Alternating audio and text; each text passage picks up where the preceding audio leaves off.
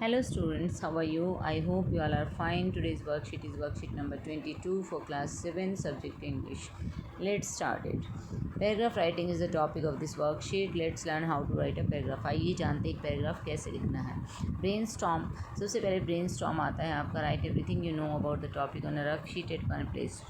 जो भी किसी टॉपिक के बारे में आप जानते हैं जिस पर आप पैराग्राफ लिखना चाहते हैं उसके बारे में जो भी आप जानते हैं एक रफ शीट के ऊपर आप कलेक्ट कर लीजिए, वहाँ पर उसको नोट कर लीजिए. Opening sentence tells what you are writing about. Decide your opening sentence.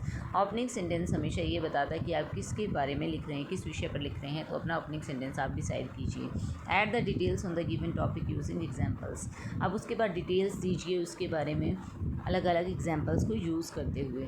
Closing sentence is the last sentence of the paragraph. It repeats what you want to say in the paragraph. Closing sentence जो होता है वो last sentence होता है paragraph के अंदर, जिससे आप क्लोजिंग करते हैं, बंद करते हैं पैराग्राफ को. लास्ट अंतिम जो है अंत की ओर ले जाते हैं उसे, और उसके बाद जो है उसमें वही रिपीट होता है जो आप पैराग्राफ के अंदर कहना चाहते हैं.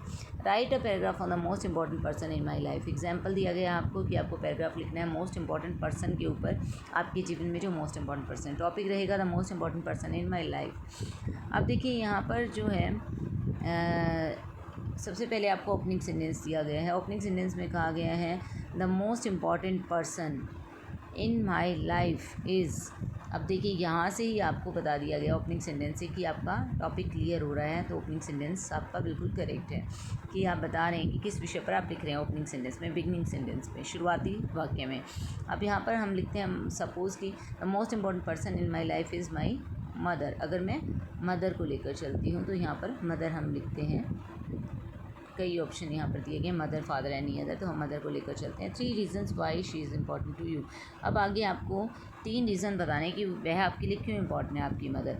She is a very loving and caring person. First reason आ गया आपका कि वो बहुत ही प्यारी हैं, बहुत ही ध्यान रखती हैं. She takes care of my daily necessities.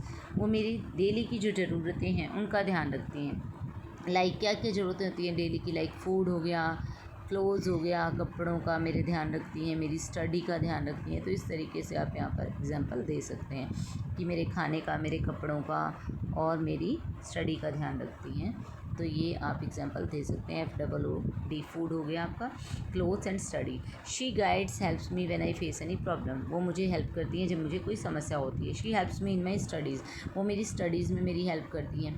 और किस किस चीज़ में हेल्प करती हैं, लाइक आप गेम्स लिख सकते हैं, गेम्स में भी मेरी हेल्प करती हैं. उसके अलावा आप जो है प्रोजेक्ट मेकिंग लिख सकते हैं कि प्रोजेक्ट अगर मुझे कोई बनाना है, ठीक है, प्रोजेक्ट मेकिंग में हेल्प करती हैं.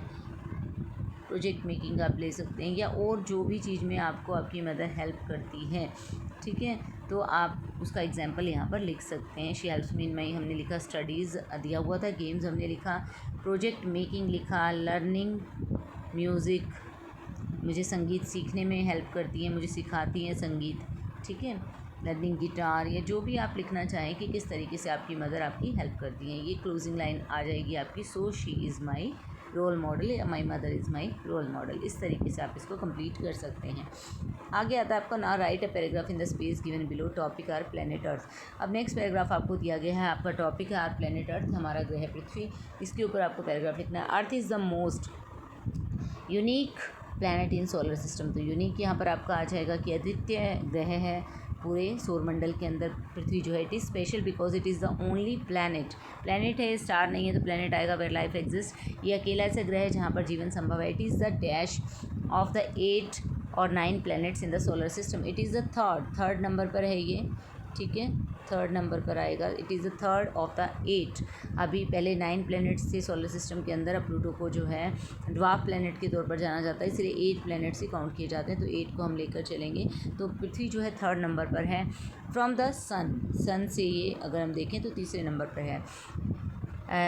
Dash present on earth makes life possible. अब देखिए एयर एंड वाटर, क्योंकि एयर एंड वाटर है अर्थ के ऊपर, हवा भी है, पानी भी है, इसी वजह से यहाँ पर जीवन संभव है. अब देखिए Earth is home to man and other living beings. We should protect our planet. तो यहाँ पर आगे दिया गया है अर्थ जो है इंसान का होम है, और बाकी जानवर भी यहाँ पर, बाकी लिविंग बींग्स भी यहाँ पर रहते हैं, जीव जंतु, और हमें अपने अर्थ को प्रोटेक्ट करना चाहिए, ठीक है. तो life is only impossible on this planet, ठीक है, इसी प्लैनेट के ऊपर लाइफ जो है पॉसिबल है, life is possible, life is possible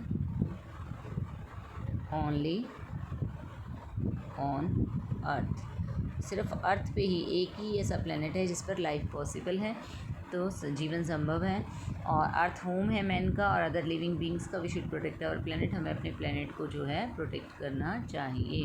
तो इस तरीके से आप यहाँ पर जो है इस लाइन को कर सकते हैं, क्योंकि बाकी हमें सब ब्लैंक में भरना है। उसके बाद 2 लाइन्स ब्लैंक दी गई हैं, यहाँ पर कुछ हमें ऑप्शंस नहीं दिए गए, तो अपनी मर्ज़ी से आप लिख सकते हैं। तो हम यहाँ पर लिखेंगे लाइफ, जो मैंने लिखा था अभी, life is possible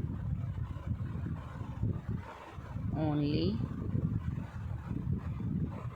on the planet Earth. ठीक है, इस तरीके से भी आप लिख सकते हैं, planet earth. I hope you understood the worksheet. Thank you, stay safe.